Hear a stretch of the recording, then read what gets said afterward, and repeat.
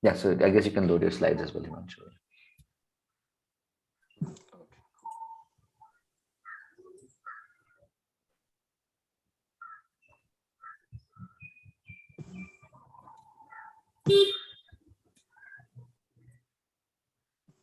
Great. Okay, yeah, okay, so welcome everyone to the first, the first seminar, ARCSIN seminar of the year and of the semester. This is Hemanshu Kaul from IIT Chicago. It's a new IIT. And he will talk to us about chromatic polynomial and counting DP colorings of a graph. Thank you. Thank you for having me, and I'm glad to get you guys started. I just have one request, Apurva. In case there are any questions in the chat, I won't be able to keep track of the chat. So if anybody asks questions over chat, can you just interrupt me and let me know, please? Will do, yeah. Okay, thanks. And I also want to say to all the audience members, feel free to interrupt me or stop me, because it's very likely I'll be presumptuous about some notation or some terminology. I'll use it, and if it's not clear or you need clarification on anything, please stop me and I'll be happy to say more.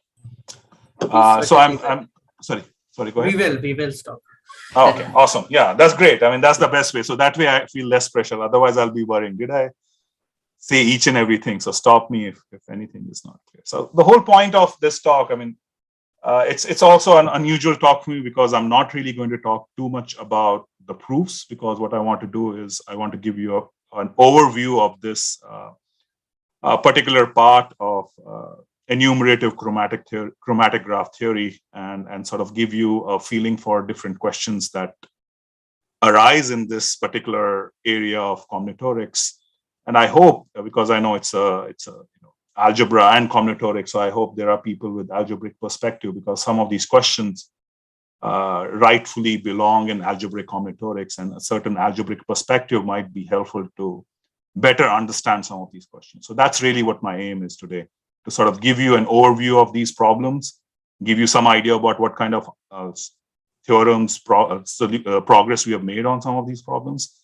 But essentially, you'll see most of the fundamental questions are still wide open and need new ideas. So that's really my aim today in this talk. Okay, so this project is, so I'll be talking about a mix of some results from a bunch of different papers, but overall this project is joint with Jeffrey Mudrock from College of Lake County here in Chicago. Jeff was my PhD student, graduated some years ago. And you'll also see from time to time a bunch of other co-authors who are mostly undergrads, some grad students, one PhD student, a couple of master's students, and other undergrads that Jeff and I have been co-advising over the last few years, especially mostly during the COVID time, having regular online meetings and running a research seminar on these topics and making some progress on some of these questions. Okay, so let's start simple, right? So graph coloring, classical topic. You might have heard of the four-color theorem, four-color conjecture, and related things. So basically, you're allocating colors to vertices of a graph, right? So graph meaning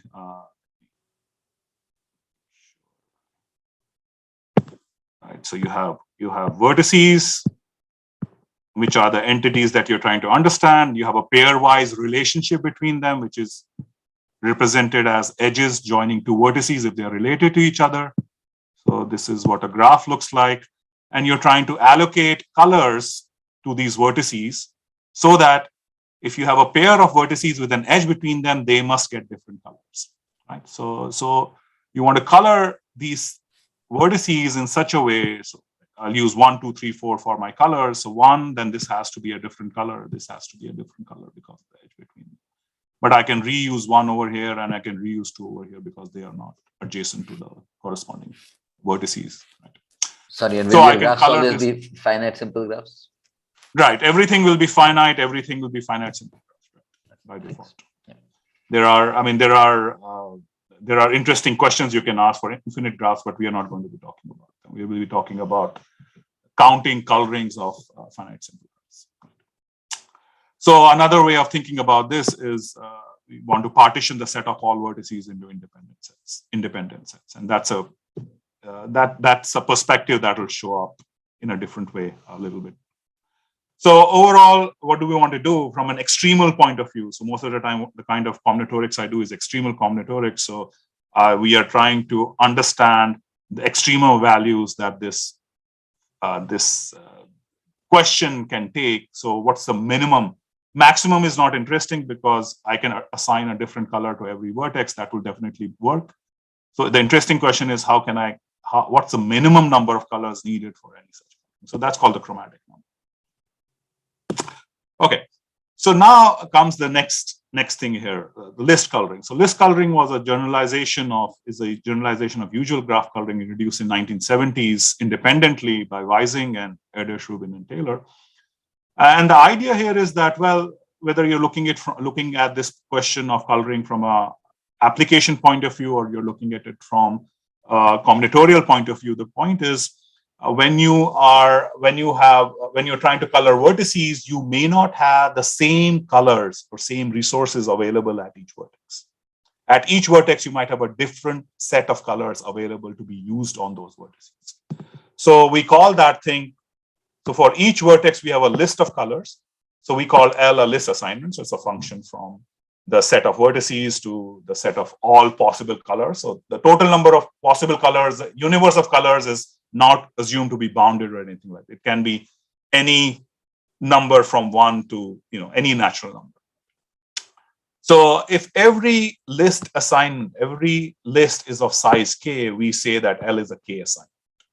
So again, the universe of colors is not bounded, but each vertex is getting exactly k colors, then we say L is a k assignment. And an L coloring would be a proper coloring such that the color you assign to a vertex comes from the list of that vertex.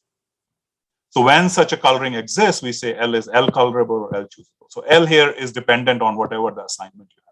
So for example, the assignment of colors could be all vertices get exactly the same color. Right? In that case, list coloring would reduce to the original form of coloring that I was talking about. Because there, every vertex has 1 through k or whatever colors available to it. Each vertex has the same colors available. Okay, so the list chromatic number is the smallest k such that the graph is L colorable whenever the number of colors in each list is at least k. So what does it say? Let's think about it in a different way. It basically says, I have no control. So if you give me a graph G, I have no control over what lists are being assigned. Assign any kind of list to the vertices. The only control I have is that there are enough colors in every list for each vertex. So if there are enough colors, then I can guarantee that my graph will be L colorable. And now I'm basically talking about what is the smallest such guarantee I need to make. So it's basically looking at the worst possible scenario among all possible list assignments. So this becomes a much harder problem because now I don't really have any control to get a bound to understand what this parameter is, this extremal function is. I have to really be able to argue in terms of the structure of the graph without relying on what the assignment of colors is for each vertex. Only thing I can rely on is that there are enough colors in each list. That's all. So, okay, so if this is just terminology, if you have list chromatic number is equal to k, we say G has a list chromatic number k that or that G is k choosable. So this is notation that comes from Erdos. In general, so if all the vertices are assigned the same k colors, isn't that the worst case scenario? So that's exactly. So I didn't ask for this question, but this goes into the next question. So in general, this is true, but the gap between, so the answer to your question is no, that's not true, even though that's the first intuition. I mean, I've asked this question to people who are not aware of this, especially when talking to other algebraists. They always think the constant list assignment, the list assignment where all the vertices get the same must be the worst one, but the answer is that's not true. So that's the surprising thing. So for example, the list chromatic number of this is the complete bipartite graph. So this looks like you have k vertices on one side, you have t vertices on the other side, and you have all possible edges between them. So this is KKT. And there are no edges within these k vertices or within these t vertices. So the chromatic number of this graph is 2, right? Because all of these vertices can be given color 1 and all of these vertices can be given color 2. But the list chromatic number of this is k plus 1 if you make this part of the bipartition of this part of the vertices large enough. And this is an if and only if. So you can make the gap between the chromatic number, which is 2 here, and the list chromatic number as large as you like, just by making this part larger. So this is sort of a counterintuitive idea, and it's sort of you can think about this, why this is true. I mean, you would be able to, if you thought about it for 10-15 minutes, you would be able to prove this. Does that answer your question?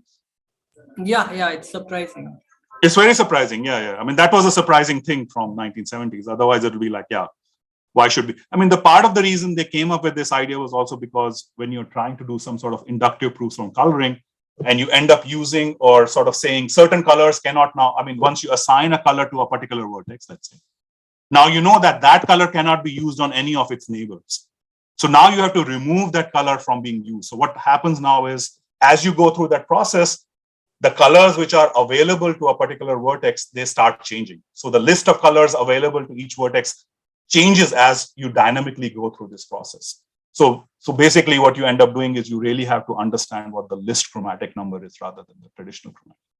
So that's sort of part of the reason both Weising and Erdos et al. Came up with this idea around the same time, because they were trying to do those kind of things. Yeah. Okay. So we haven't reached the part. So now I want to give you the part I really want to talk about, right? So DP coloring or correspondence coloring. So let's look at this question of list coloring from a different perspective. So here's my graph. This is a C4. This is a cycle on 4 vertices. It's a C4.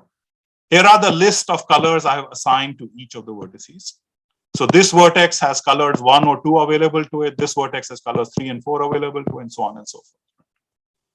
What I'm going to do now is I'm going to take this information, this graph, as well as this list of colors, list assignment that I have, this 2 assignment that I have. And I'm going to translate and create a new graph like this. So what is this new graph? I'm going to take this vertex and blow up this vertex into a click of size 2. Why 2? Because I have 2 colors over here. Now, each of these vertices is going to represent color 1 and color 2 corresponding to this vertex. Okay. Same thing over here. This is now going to blow up into 3 and 4. Okay, so with a click between them. So in this case, it's a click of size 2. So there's just an edge. 1, 3. So this is going to blow up into 1 and 3 like this. 1 and 2. This is going to blow up into. And then after I do that, I add an edge between vertices corresponding to the same color. So this 1 and this 1 were the same color. So this vertex and this vertex will have an edge. This vertex and this vertex will have an edge between them, and so on. So what am I doing? I'm adding a matching between these groups of vertices, these 4 groups of vertices. Okay, is everyone with me so far? So I have taken this graph and this list assignment, and I've created a new graph which looks like this. So each vertex is replaced by a click. Yeah, each vertex is replaced by a click corresponding to the number of colors in its list. Okay, so now look at this. Now, if I was trying to do a proper coloring of this graph, right? So if I was trying to do, let me use red over here. So I could take V1. I could assign color 2 to V1. I could assign color 1 to V2. I could assign color 3 to V3. And I could assign color 1 to V4, right? So verify that this is a proper L coloring, right? Because any 2 vertices which have an edge between them, they are getting different colors, and the colors they are getting are from their lists. And now let's look at the corresponding situation that's happening in the graph on the right-hand side.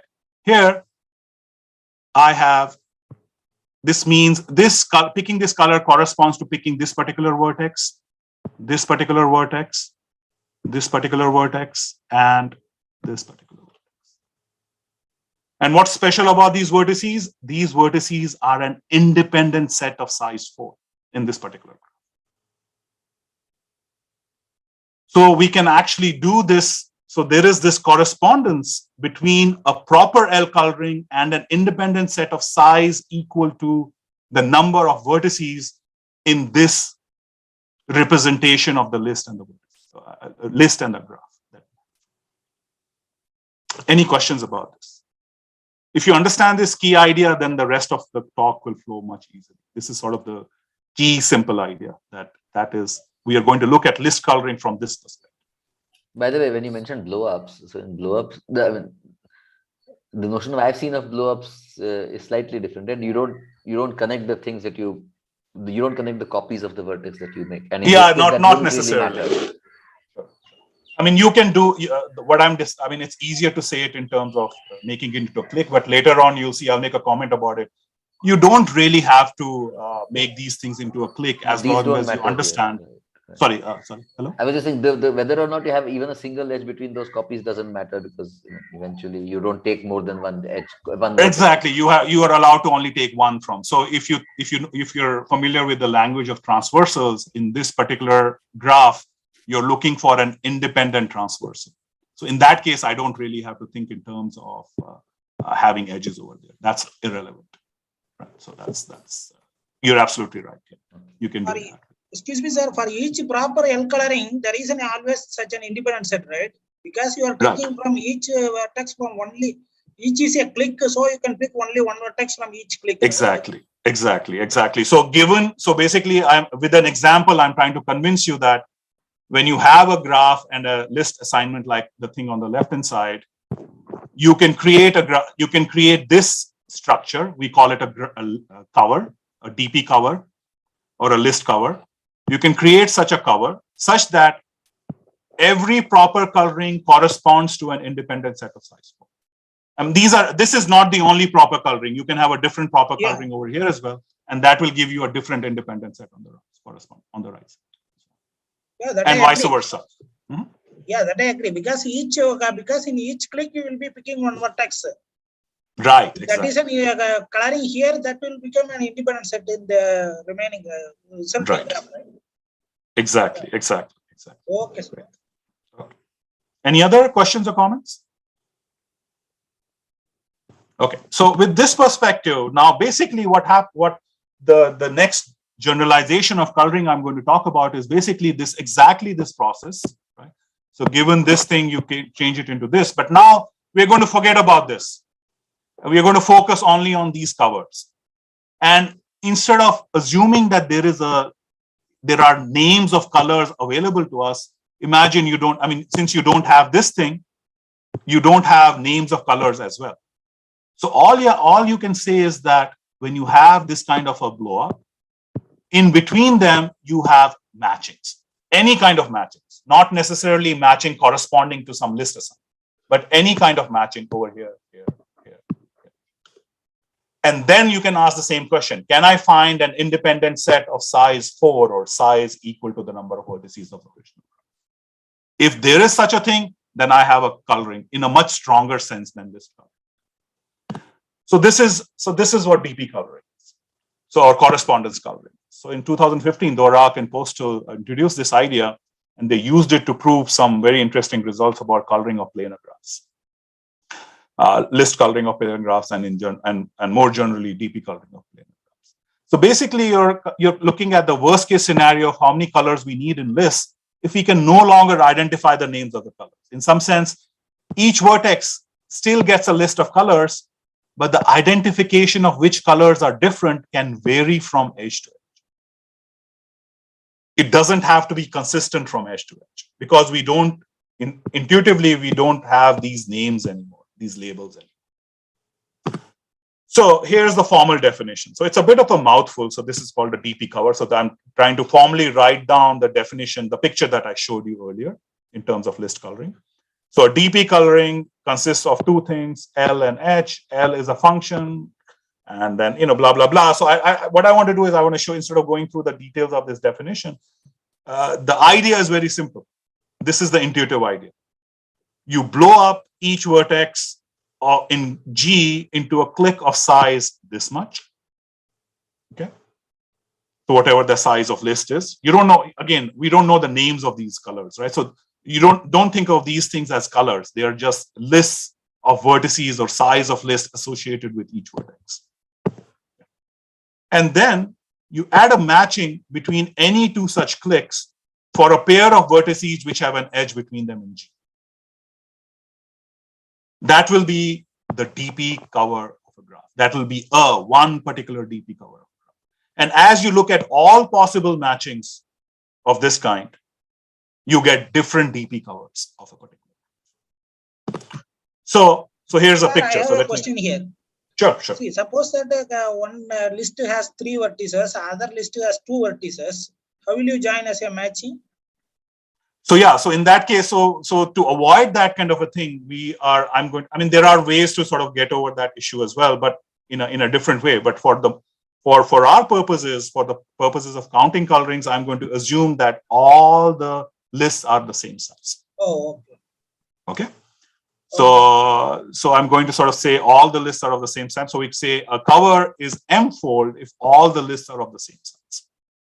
Okay. But you're absolutely right. Otherwise, we would have to worry about what do I mean by, I won't have perfect matchings anymore. I could have incomplete matchings, which is fine, but we don't want to get into it. Okay. Okay. So remember, so this is the idea, right? So here are two different two-fold covers of C4. Remember, C4 is this graph, cycle on 4 vertices. So what do you do in every cover, every two-fold cover, you will have a blow up into cliques of order 2. So that part is same. That's why it doesn't really matter whether you do a blow up into a clique or you do a blow up into an independent set. That's irrelevant in some sense. But depending on what matchings you add between these cliques, that will create different two-fold covers. So for example, over here, between these two vertices, I added a matching of size 1, right? There is no edge between the other one. So there is no requirement that the matchings have to be perfect. I added a matching of this kind. I added this matching between these two. There is an edge over here, but between these two cliques, I did not add any matching. I'm allowed to have an empty matching between these. Here's another matching. Here's another two-fold cover. Here I have these matchings, and these matchings. And as you can see, there are many, many other covers you can form in this way, right? Depending on what kind of matchings you add. Okay, any questions about the DP cover of a graph? If not, then now it's clear what our coloring is going to be. Our coloring is going to be, so given a cover, an H coloring of G is an independent set in H of size equal to the number of vertices in the graph. And now DP chromatic number of a graph is going to be the smallest m such that G admits an H coloring for every M-fold cover of G. So you want to be able to guarantee that you will always be able to find an independent set of this size, no matter what M-fold cover you're looking. That's why you took a clique, so that necessitates you can't put in the same vertex 2 copies. Right, exactly. It just makes it easier to say. Otherwise, I have to add another phrase. Okay, pick only one vertex from each copy, each clique. Okay, thanks. And if we were actually working with the language of transversals, then it's even easier to say. Then in that case, I don't need to say cliques. I just have to say independent transversals. So that makes it even easier. But I won't talk in those terms. It's maybe if the familiarity is not there. Okay. So let me give you an example now. So C4, right? So I'm continuing with my example of C4. Chromatic number of C4 is 2, right? If I look at C4, this is what C4, or no, I had a different picture for C4. Let me stick with that just for consistency.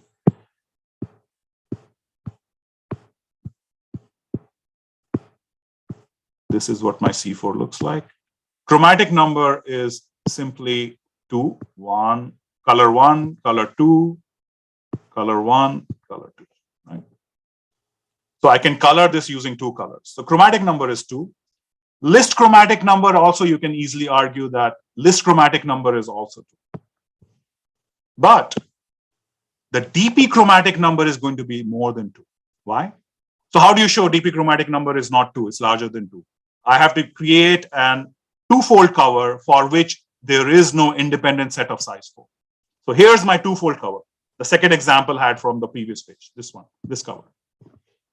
So same cover, you can, I'm not going to go through the argument, it's very easy to check that because of this, right? If you look at these matchings here, here, here, they all are sort of following this sort of canonical regime that they're sort of keeping these relationships parallel to each other. But over here, a twist happens.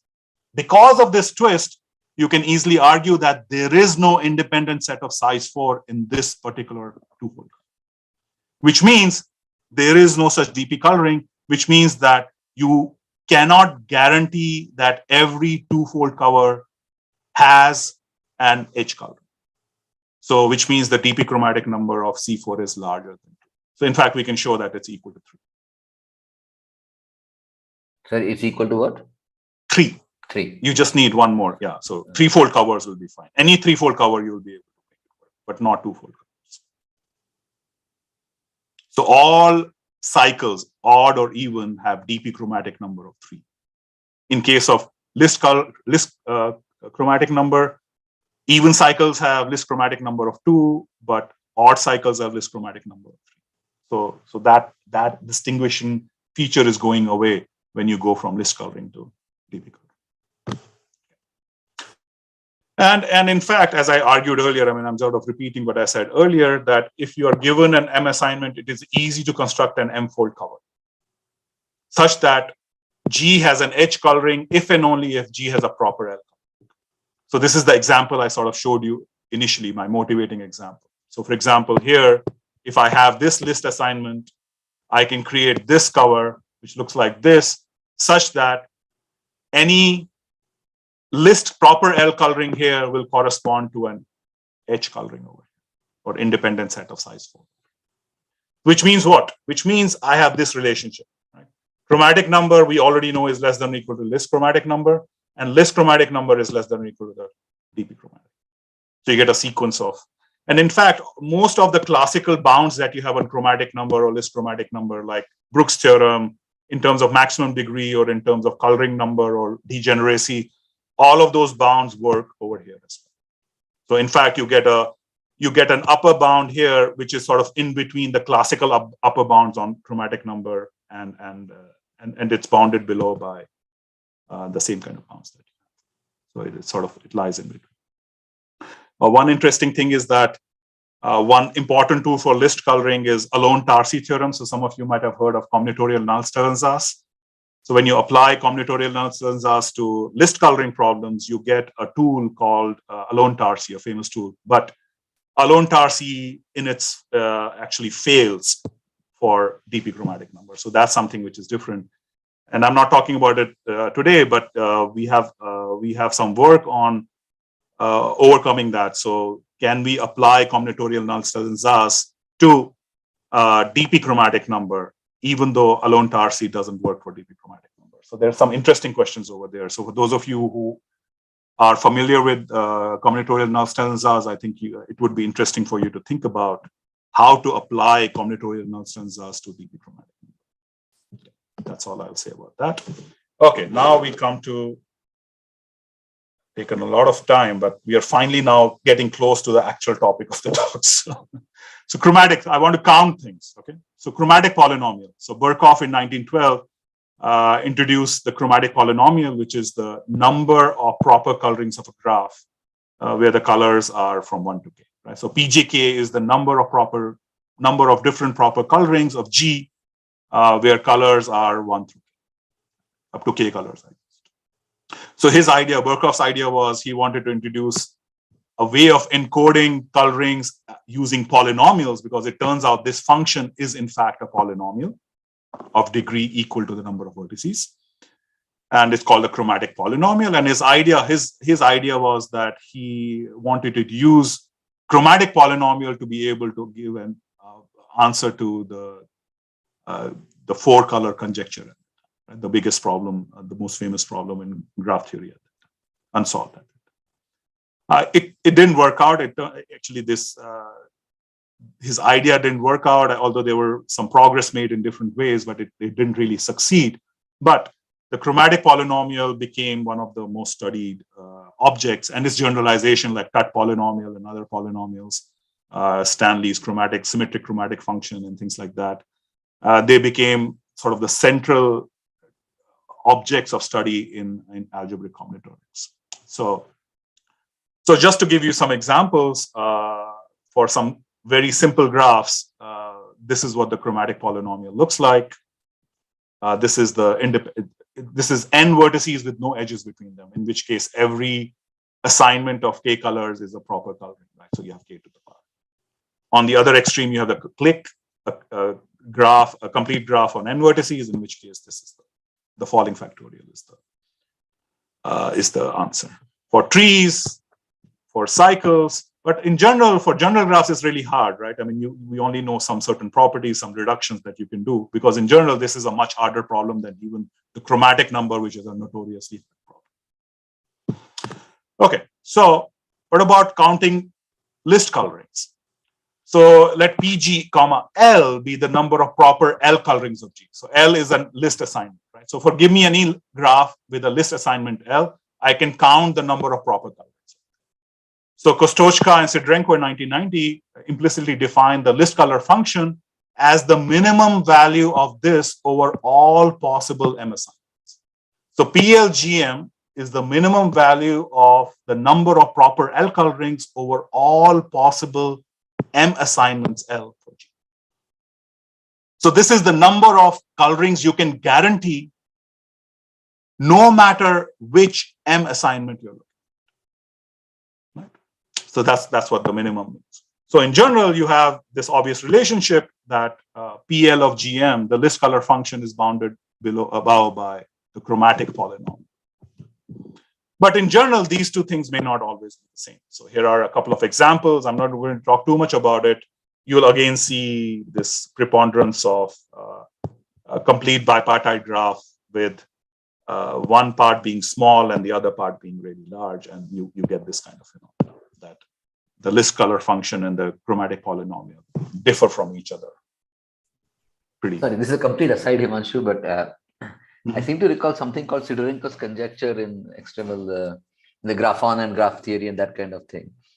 And right. I mean, yeah, sorry. Sorry, go ahead. Yeah. So I was just asking if I have been completely wrong or something, but did sort of these complete bipartite graphs play a role there as well in kind of attaining some extreme values? I think there are some. I mean, the original question was about bipartite graphs. So actually, okay, I won't have time to talk about that. But I do actually have a slide where I mentioned that because we have some results of DP coloring version of Syedrenko's conjecture. So we have some. Okay. So, and this is the same Syedrenko. You're right. Right. Except it was spelled with the O, as far as I remember. The first E was an O. Maybe I misspelled it. It's quite possible I misspelled it, but it's the same Syedrenko. Yeah. Okay. Between Pseudorinkus extreme graph theory and bipartite graphs, I was like, I think this must be. Yeah. I mean, you're right. I mean, that's what Syedrenko's conjecture is all about. Yeah, in terms of counting the number of homomorphisms into bipartite graphs. Right, home densities, exactly. Right. Yeah, exactly. Okay, thanks. Yeah. Okay, so we have this, but in general, this for some G, we might have this particular problem. But it turns out that the reason I'm not calling this list color polynomial and list color function is because in general, this need not be a polynomial. Why? Because for small values, this and this may be different, but for large enough values of M, the number of colors, for every graph, the list color function will be equal to the chromatic. So ultimately, if you take enough colors, if you take M to be large enough, here's what large enough means, one particular version of what large enough means, then this function will be equal to this particular polynomial, chromatic polynomial. So which means obviously that it need not always be a polynomial, right? So it agrees with the polynomial of infinitely points, but it doesn't equal it on all the points. So yeah, so it cannot be. But at the same time, it also tells us that it's pretty well behaved ultimately in the long run. As the number of colors increases, your list color function becomes nicer and nicer. It doesn't sort of move around in weird ways. It becomes this very nicely behaved polynomial. So which is kind of cool. And then there are some other, I mean, I just included these. For example, if you know what a chordal graph is, it means a graph where all cycles have all cycles of length 4 or more have a chord. So there are no induced cycles of length more than 3. In that case, you in fact do have equality. In case of cycles, you have equality. In case of a cycle joined with a complete graph, you have equality. Things like that. So there are some examples of graphs where there is equality, but for all others, the best we can show is that, best we can hope for is that it's equal to this only when m is large. Okay, so now we can correspondingly define the dp color function, right? So if I give you a cover, I can count the number of edge colorings or the number of independent transversals for that graph, for that particular cover of that graph. So now if I want to guarantee a certain number of colorings, dp colorings, I basically say the dp color function is the minimum value of the number of edge colorings, where the minimum is taken over all possible M4 colors. So you want to be able to guarantee that. You want to be able to guarantee that these many number of dp colorings will always be possible, no matter what M4 cover you take, right? So it's the same kind of idea. So in general, you could have a situation where the dp, I mean, in general, you have that dp color function is less than or equal to the list color function is less than or equal to the chromatic polynomial, and each of these inequalities can be strict. So you can have examples. So before I jump into the results, I want to quickly say, make a quick comment about, okay, why are we looking at dp color function? Or you can ask the same question about why are we looking at the list color function? And you can ask the same question for chromatic polynomial. But for chromatic polynomial, there are dozens of papers and I mean hundreds of papers and beautiful results of Stanley, Whitney, and all that, illustrating how chromatic polynomial is a beautiful mathematical object. For list color function and dp color function, well, of course, one reason is that we are enumerating things. So that's a classical thing, right? We want to be able to count these objects, these dp colorings or list colorings. And plus, this also gives you a lower bound. Right? It gives you a lower bound on both of these functions that we have. So that's useful because a lot of questions about colorings are about, can you guarantee a large number of different colorings for a particular graph, usual colorings or list colorings, whichever. So in other words, you could do that with the added flexibility of working with dp coloring rather than working with list colorings or the usual colorings, because it's a lower bound. And for us, interestingly, it can also capture behavior of certain extremal values. So let me show you a recent result. I'm just going to mention it quickly, that for any graphs G and H, this is what's called a Cartesian product of two graphs. So for given any graph, you can, this is an operation. If you give sort of like, prime decomposition, prime factorization of integers, same way you can, given any connected graph, there is a unique factorization of a graph into smaller graphs in terms of this particular operation called the Cartesian product. So I'm not going to go into the definition of that. It's a very elegant, simple definition. But for the dp chromatic number, we can bound this thing by this function, whatever this coloring number is. It's called the coloring number of a graph or a. The point I want to make is that this bound is sharp. This bound is sharp when you take this second factor to be a complete bipartite graph. So this is the bound that you get. This reduces to this thing, and this is equal to this when T is large enough. But what does large enough mean? Large enough in terms of dp color function of G evaluated at this particular value to the power k. Just crazy, right? So you basically have, or if you want, I mean, so then we have some more specific results for even cycles and odd cycles, or just look at this. very simple statement.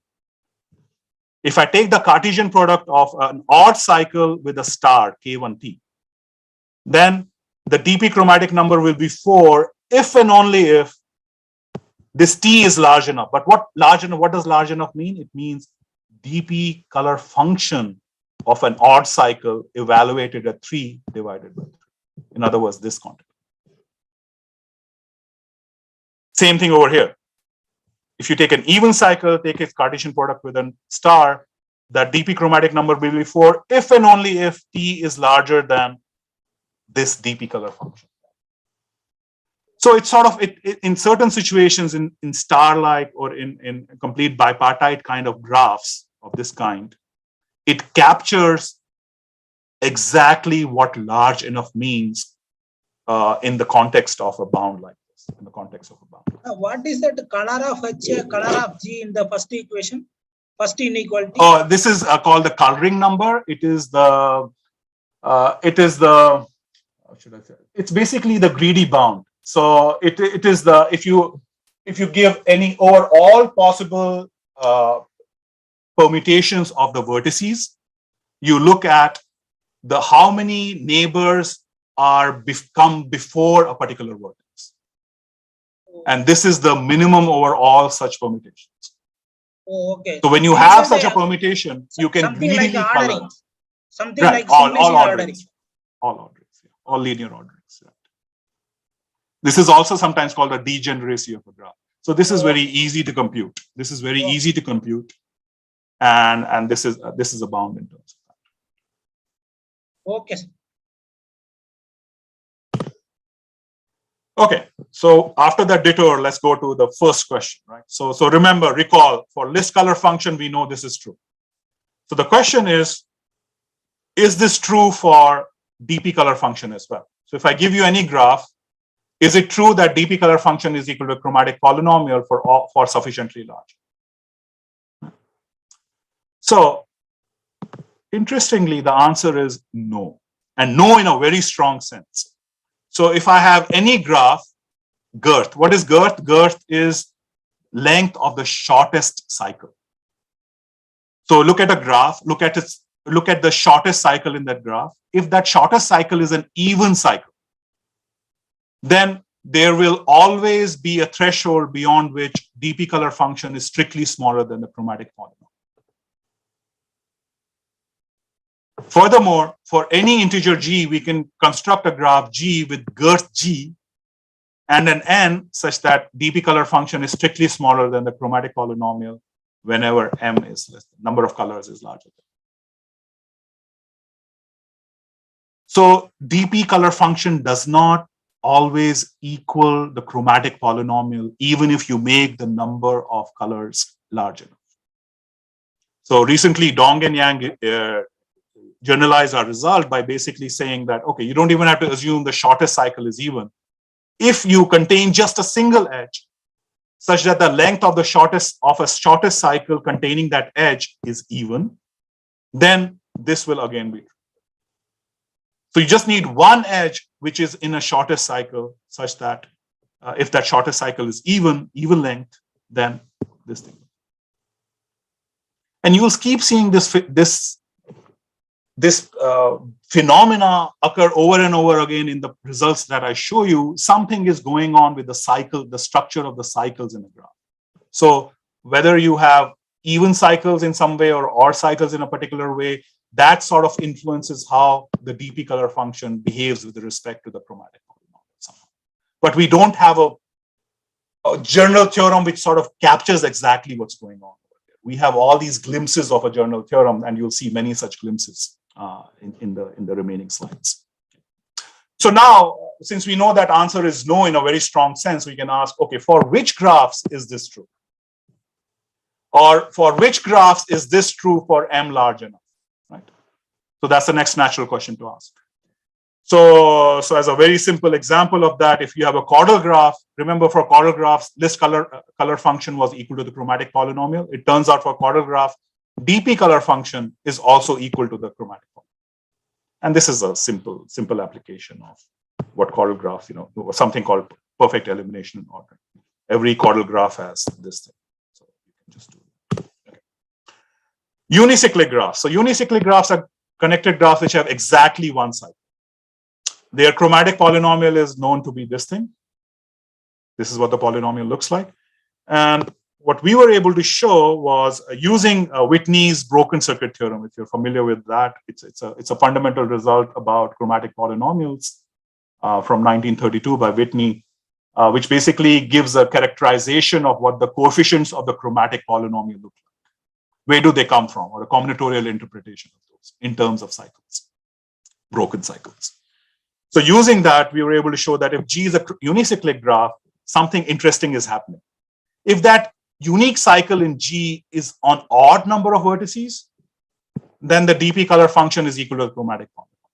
If that unique cycle in G is on even number of vertices, dp color function is not equal to the chromatic polynomial, but it's equal to some other polynomial.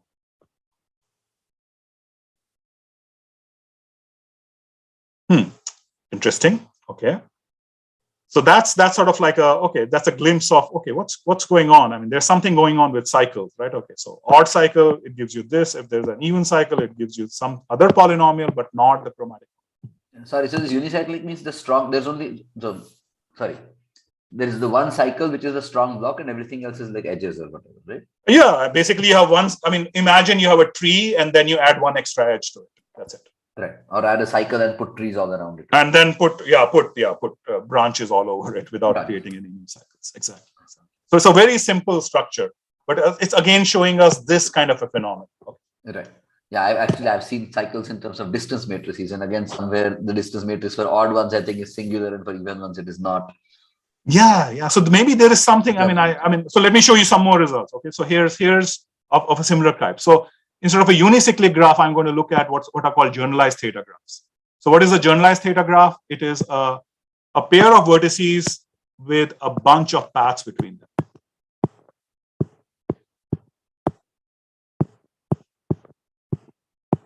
Of different lengths. It kind of looks like a theta. When you have only 3 paths, it looks like a really big fat theta. So it's called a theta graph. And if you have more than 3 paths joining those 2 vertices, then we just call it a generalized. So the chromatic polynomial of the generalized theta graph is known. It's this big formula, this big polynomial. It is a polynomial. You can divide these things out and actually get a polynomial. But anyway, so this is what the polynomial is. And this is, one of the reasons we looked at it is because it has a lot of different cycles in it, right? Depending on what L1 through Lk is. There are lots of different cycles of different lengths in this. And it's also, there's a classical reason because there are 2 beautiful papers of Alan Sokal, the famous statistical physicist, who showed that the zeros of the chromatic polynomials of the generalized theta graphs are dense in the complex plane, with the possible exception, blah, blah. You can read the rest of it. But so these are the graphs that he used to show the density of the zeros of the chromatic polynomials. In the complex plane. So extending some of the older results with these students, we were able to show that something strange is going on, right? Again, don't try to read exactly, that's not important. But there is something going on with parity again. So remember, we are looking at the theta graph. So we have 3 paths of length L1, L2, L3. If the parity of L1 is different for both L1 and L2, then the dp color function is equal to the chromatic polynomial. If the parity of L1 is the same as L2 and different from L3, then dp chromatic function is equal, dp color function is equal to this polynomial, which is different from chromatic polynomial. If parity of L1 is same as L3 and different from L2, then you get something, corresponding. Don't really have to look at that. And then if L1, L2, and L3 all have the same parity, then it's the dp color function is equal to this polynomial, a completely different, a third kind of a polynomial.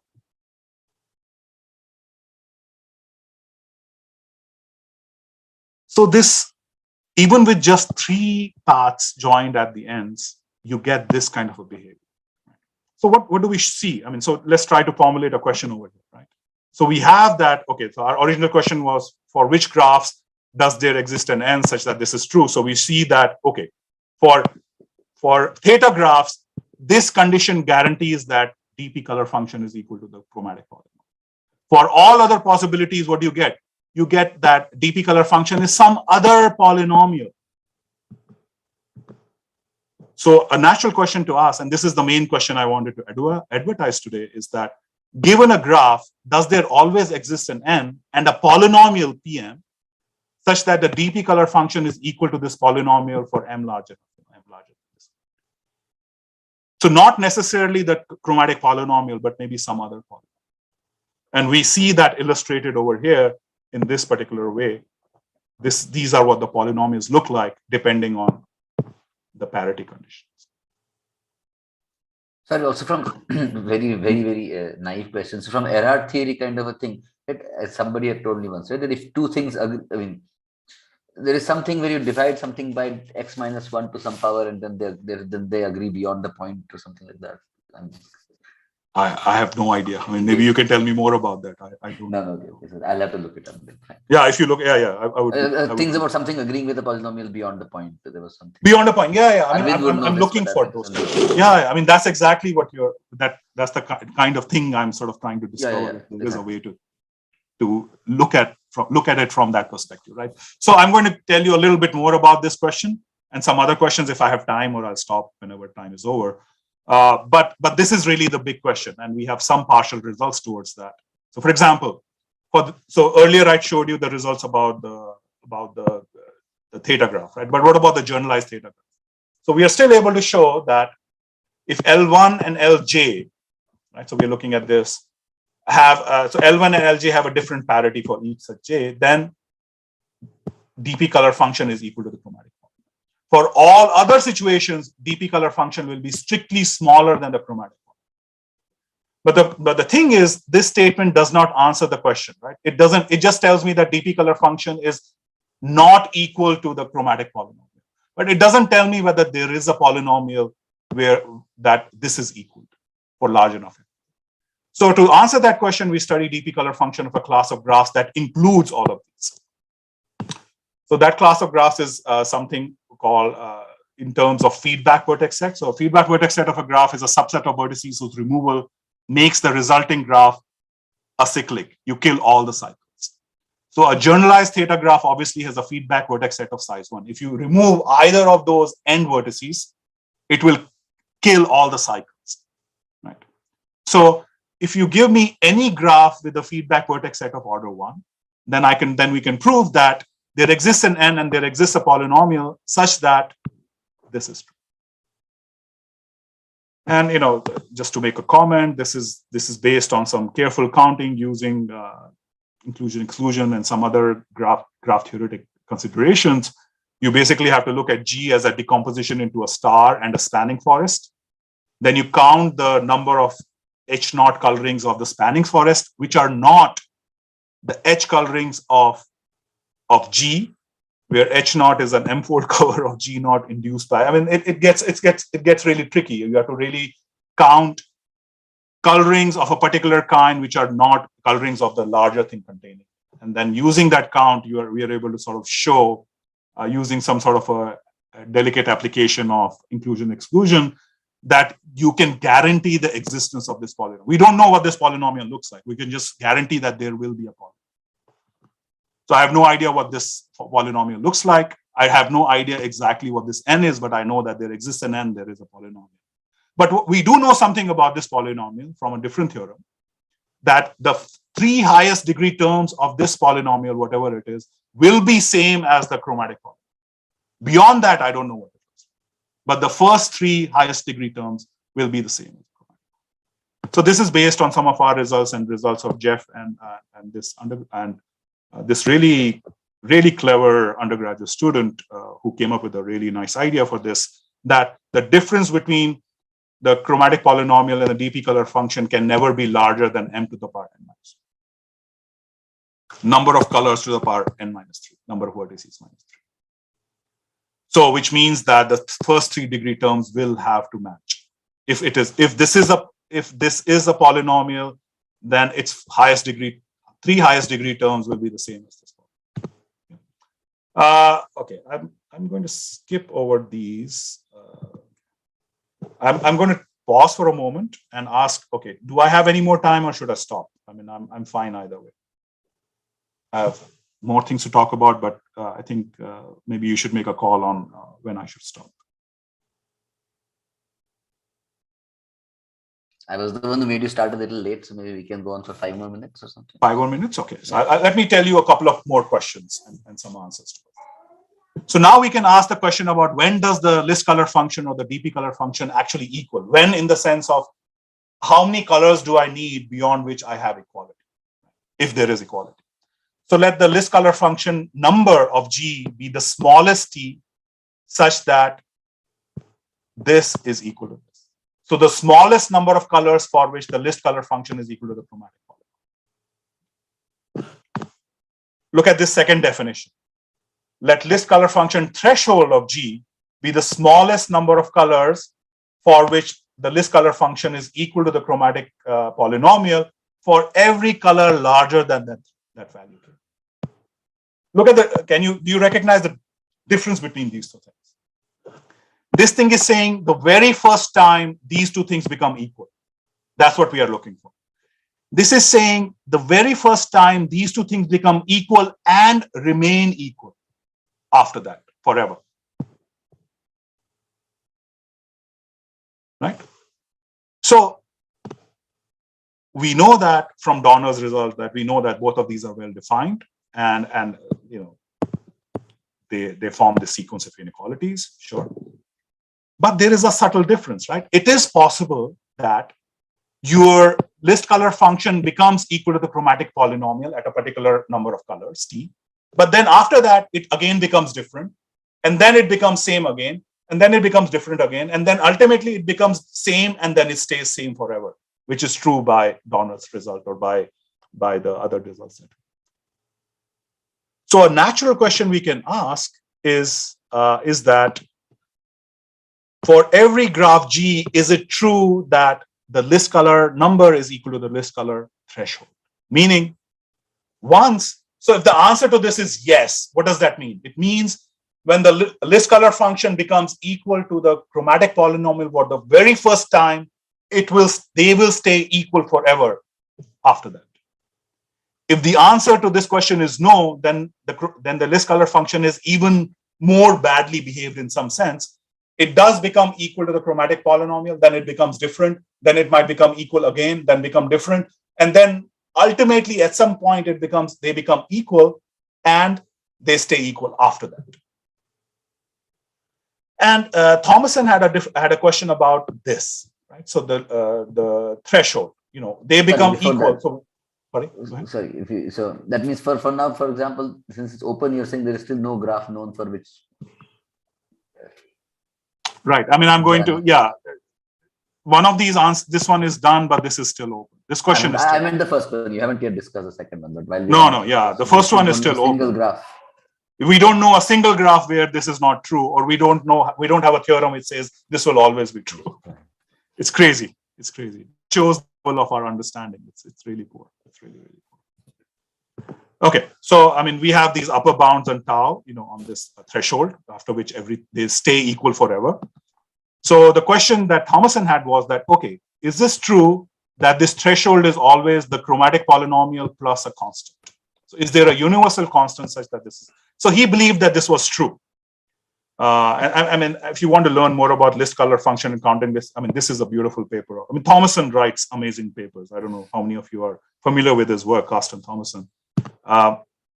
So this, as I said, answer is still open. This question is still open, but the corresponding DP color function we recently answered it negative, but we don't know about this. And recently, I mean, we are still finalizing this paper. We were able to show that Thomason's question, the answer is also no in a very strong sense. Not just that there isn't a universal constant, even for this class of graphs, we cannot guarantee that there is such a constant. So for this class of graphs, complete bipartite graphs, K2L, the difference, the threshold minus the list chromatic number is greater than square root of L. So as L becomes larger, this is going to keep growing and grow at a rate of square root L. So it's far from being there is no constant upper bound on this thing. So the threshold can grow very rapidly, in fact. So things are much more complicated. This threshold doesn't happen very quickly. It may not happen very quickly. Okay, and we can ask the same questions for the dp color function and the dp color function threshold, dp color function number, the same kind of question, except now we have to sort of make this caveat that it's possible that they never become equal, right? We have examples of those, in which case we say just that this number is equal to infinity. Okay, so then we can ask the same questions, right? In fact, for the second question, I don't even have a conjecture because we don't really have a good understanding of this. So it turns out that for the dp color version of this question, the answer is no.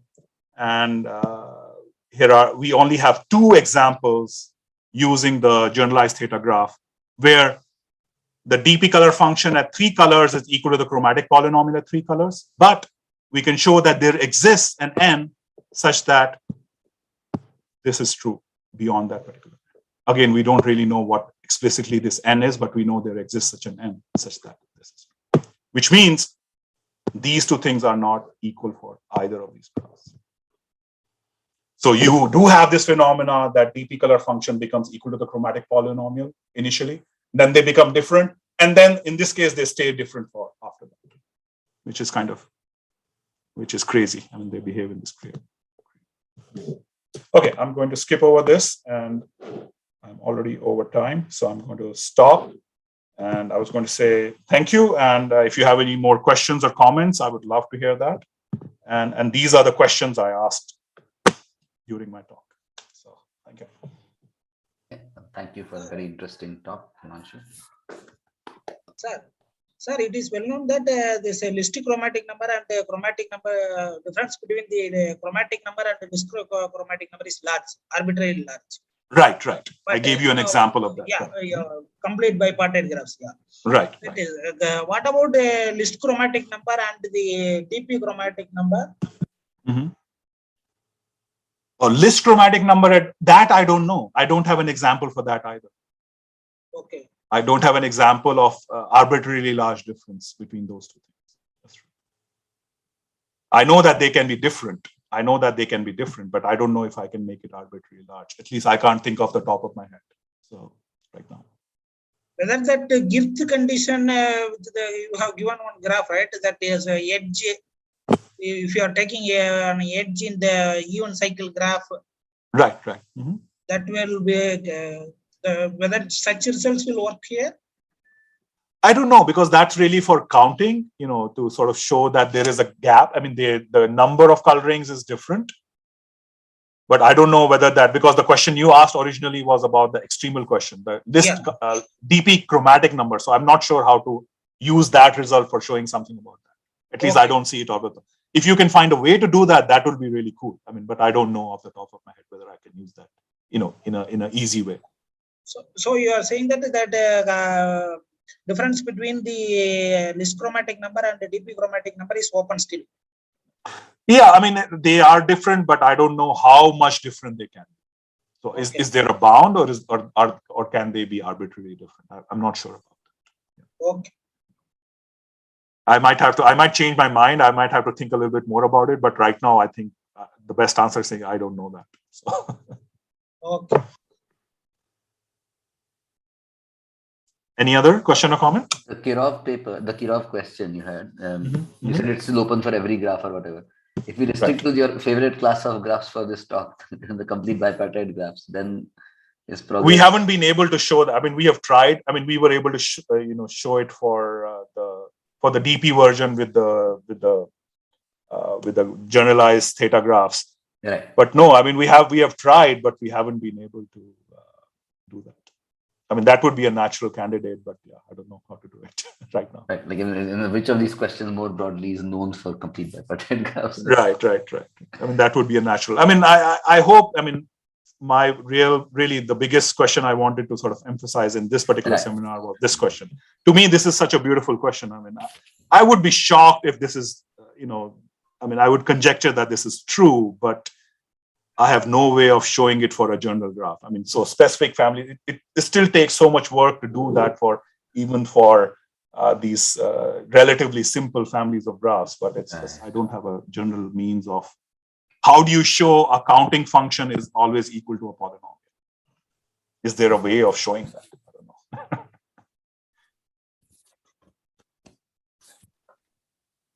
Okay. More questions? Any more questions or comments? Any ideas? Any suggestions? Does this remind you of something so I can actually use it? So how about the complexity of this problem? Which problems? Like finding the DP chromatic number or some. I mean, I would assume it's as hard as, because it sort of encapsulates list coloring and usual chromatic number, and all of those are APX hard and all those things. So I'm assuming this will. Okay, so I have one thing. So if I had to make a guess of what happens when these DP polynomial or the DP function is same as the chromatic polynomial, I would go for even whole free graphs, because if you look at all the examples you discussed, all the graphs for which these two were equal, they were even whole free, and the result of Young and the other one you talked about, you must have a even whole to kind of to satisfy the hypothesis of that theorem. Right. Mm-hmm. So yeah, that kind. I mean, are you saying, is that a characterization? Is that, I mean, are you saying can be that a candidate of your problem of when this DP function will be same as the polynomial coloring polynomial? So I think that does not characterize it. I mean, that's a sufficient condition, but I think this can be a candidate of proof. You can look into all the graphs which are even whole free. Oh, I see. For yeah. Sure. I see what you mean. Yeah. I mean, one of the difficulties is that we don't even understand chromatic polynomial that well when you're looking at a particular complicated class of graphs, right? I mean, we don't really have, I mean, when you're doing this comparison between DP, we don't understand DP color function that well. And then we also don't understand we understand chromatic polynomial much better, but when you're looking at very specific class of graphs, you need to understand it really, really well. So it's sort of, you sort of fall back on Whitney's broken circuit theorem or something like that, but then interpreting that in a particular class of graphs becomes really hard for certain situations. So we still don't have a good hold of that. I think that's really the big issue over there, to be able to make that work. But otherwise, yeah, you're right. I mean, that would be a nice journal candidate for a class of graphs to look at, definitely. Why I was thinking, because if the theorem says that if it has an even whole, it cannot be equal. So DP polynomial cannot be equal to the original polynomial. Mm-hmm. So, and all the examples in your talk, they kind of are. They are sort of they are of that style. You're right. Yes. You're definitely right. But it doesn't give me a way to tackle this question. Yeah, I understand. Right. I know. I'm just sort of saying that. I'm saying the obvious things, but I'm just saying, yeah, it's kind of unfortunate. I still don't know how to handle sort of this question. Okay, yeah, thank you. Sure. Thanks for your nice talk. I have one more question here. See, for the cardinal graphs, you have shown the equality. What about weakly cardinal?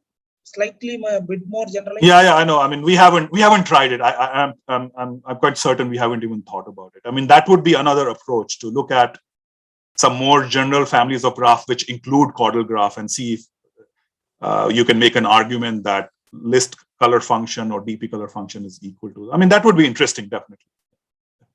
Maybe that might give some ideas about what maybe kind of things are going. Maybe other classes are perfect graphs also, we can look at it. Right. I was at some point I was hoping that we could have a nice conjecture there related to that, but yeah, I don't feel comfortable making a conjecture yet for that class of graphs. But you're right. I mean, those are natural questions to ask, definitely, but we don't have a way to sort of handle them. At least we haven't thought about it that carefully. You can pretty much ask these questions for any interesting class of graphs, and my short answer will be, yeah, most of the time it's been too hard for us. So maybe you have a new idea and you can make it work, or maybe you can use some of our ideas. I mean, like Dong and Yang also use some of our ideas. I mean, I had no time to show you some of the proof ideas that we've used, but they use some of our lemmas to sort of make more delicately applied some of those lemmas to make progress on these kind of questions. So that possibility is still there. And we use, like, we use this Whitney broken theorem, circuit theorem, to sort of understand that. But also probabilistic arguments are very powerful. So we use some basic elementary probabilistic arguments to construct bad DP covers, right? So to get lower bounds, right? So if you're trying to do something like that, or some algebraic arguments for using some basic counting arguments for that. So it's, so all those possibilities are there, and they need to be explored. Okay, sir. Thanks for your nice talk. Thank you. Thank you. Okay. Any more questions? This seems to be a very popular talk. Lots of questions. Okay, if there aren't, then finally let's thank Hemanshu for a very nice talk. And thank you. Thanks for listening. People can still talk. I mean, the meeting is still on. So. Yeah, sure. I mean, I'm happy to stick around a few more minutes. Yeah. Okay, here's a completely different question, about nothing else. About not about DP colorings and so on. Have you ever seen something like this before? This is my standard question to ask to everybody I can find. So given a graph, I want to look at the largest integer such that the clique of that size, or the clique of that size minus one edge, is a induced subgraph. So basically, it's the same as saying a clique of that, an almost clique of that size is a subgraph, induced subgraph. Right. So for example, for a complete graph, it is the size of the graph. Right. For almost complete graph, meaning one edge removed, it's the size of the graph. Sorry, 1 second. I'll just for a tree, it is 3. Because you don't have a triangle in it, but you have almost triangle. Almost, right. So similar. Sure. Yeah, no, I understand. Yeah. So basically, you're looking for a induced clique minus an edge, right? So either a clique or a clique minus an edge, which is induced. I mean, I have no idea. So I looked, but I couldn't find something. But okay, so what are you? I mean, you're hoping to prove. I mean, what's the question you want to ask about?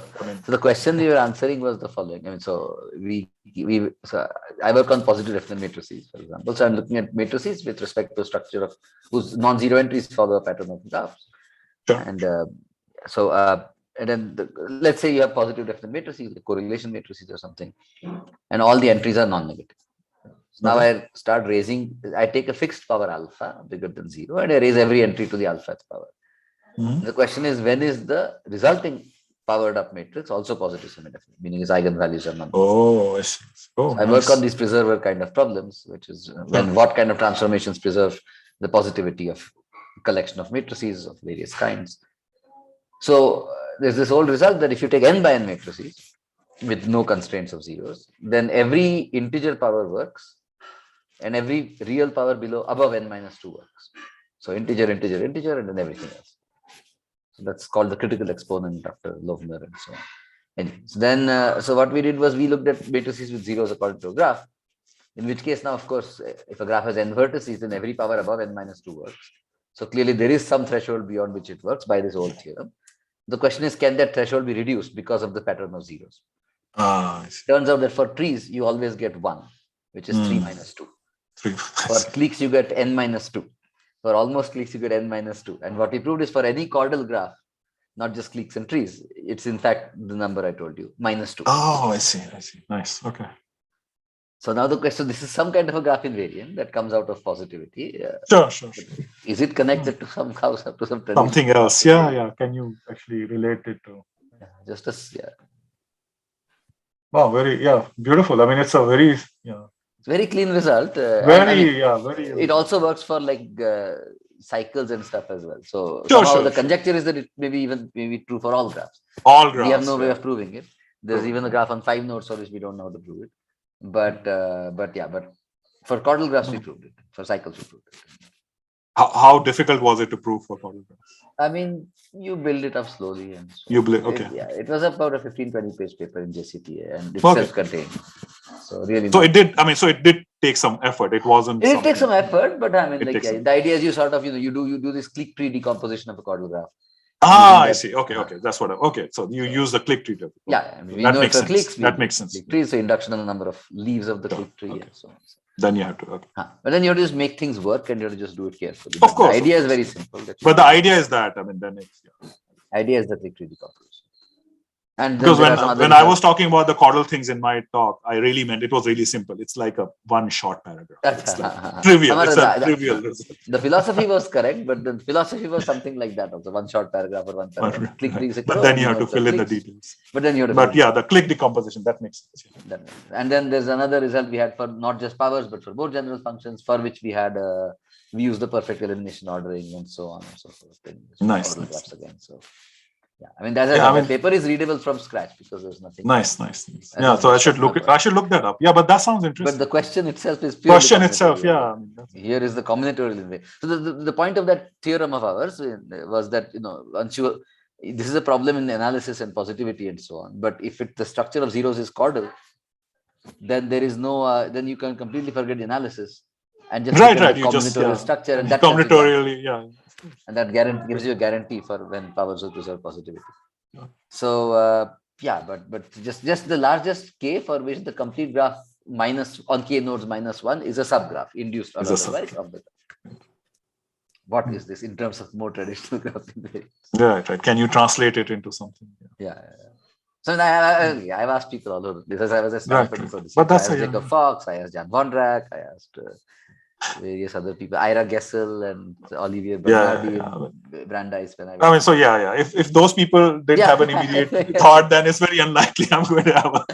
No, but you never know. Sometimes it's no, I agree. The only thing Jacob told me is first check for the Peterson graph. I mean, that's a standard thing. That's what. That's a standard thing. All the experts will tell me. Peterson graph, dekh lo. Peterson graph. They said maybe it's some kind of crazy variant of some chromatic number or something. And I saw the chromatic number in your talk, so I figured I might still ask you as well. Sure, of course. But yeah. Anyway, if you ever, so the point is, this might be like either it is not known, which is what we are banking on and telling everybody it's not known. Look. Not known. But if it is known, it might be in some obscure journal somewhere where somebody did a completely unrelated problem and found some connection, and that never got followed upon. And maybe that's where it's known. I don't know. So. But yeah, I mean, that's what I hope when I give this talk and I ask this question about the existence of, it's equal to a polynomial. Right. I hope somebody will stand up and say, oh, this is a trivial corollary of this big theorem that you're not aware of. Exactly. Something like that. Sorry. Now let me try to remember. So something like this was that if you look at if you count the number of lattice points, in a rescaled polynomial of size d, then that goes as a function of, it's some kind of polynomial function of d, except it's not. I think it's some polynomial divided by d -1 to some power of the dimension or something like that. So beyond the point, it looks nice. Beyond the point. See, so Erhard series for rational polytopes, and then there's the series is some polynomial divided by 1 minus z to the d raised to 7d plus 1. Nice. So you count the number of points in lattice points in some rescalings of a polytope, and then you get some. You have to divide a polynomial by 1 minus z raised to d plus 1, where d is the dimension of the polytope. So something like that. So and I think that has something to do with being equal beyond a point to something. Right. But yeah, as I said, I have really never worked with that polynomials and so on. So this is all conference mein kaan mein pada hai. You sometimes remember these things. Regurgitate some things vaguely and you hope that it's I wanted to show you that thing you asked about Seudorinkus Conjecture. Right? Yes. Let me show you that thing. I was going to ask you, I didn't see that slide of yours. Exactly. Yeah, because we didn't get a chance to sort of show you. So one of the things we use is this upper bound on the dp color function. And this is it's a trivial result. It's just expected number of independent transversals in a random M-fold. So it comes from that. But if you are familiar with Seudorinkus conjecture, this is exactly the formula for Seudorinkus conjecture. I have it open on the other laptop because I said, let me look at Seudorinkus conjecture. So this upper bound is the same as the lower bound on PGM when G is bipartite, as claimed by the well-known Seudorinkus conjecture. So we get a trivial corollary that for any connected graph, basically this is the Seudorinkus conjecture is true if and only if G is a tree for that particular thing. So it's sort of a trivial result in case of dp color function. Yeah, I have exactly one published paper on graphons in which we proved something about like some of our results imply Pseudorinkus conjecture for some very, very specific Specific, graphs or yeah. something like that. Yeah. I mean, it's a beautiful question. Yes. Okay, and so wait, Pseudorinkus conjecture, was that the one that, so wait, this was not, so this is still open, or Raspberry This is the something?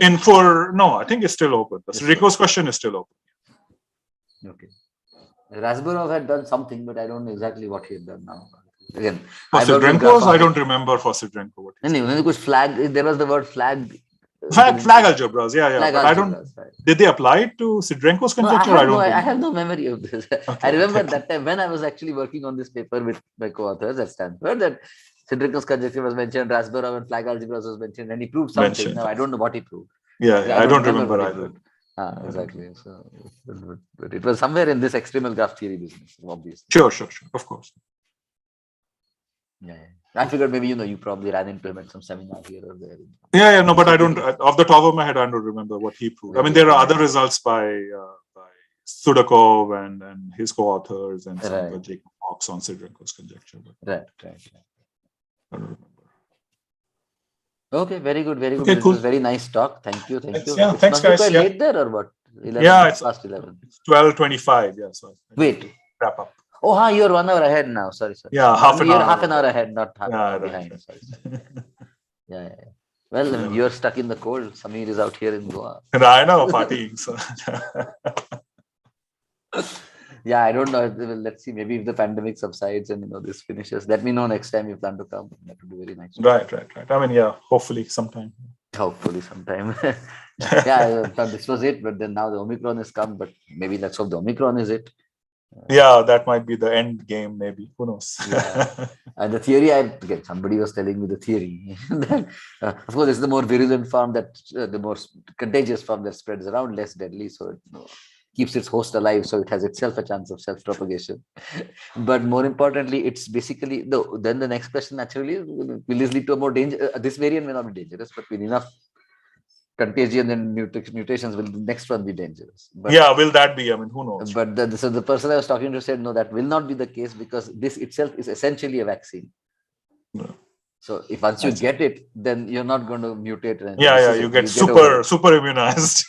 You get it, and this sort of immunization, this has killed the delta already, and you get it, and then you're not going to get infected and die or something. So this is it. So it won't lead to a new dangerous mutation, and therefore we are done. That's what it seems like right now. So it's hopefully that stays true. Muh mein ki shakkar, I said to him. Yeah, exactly.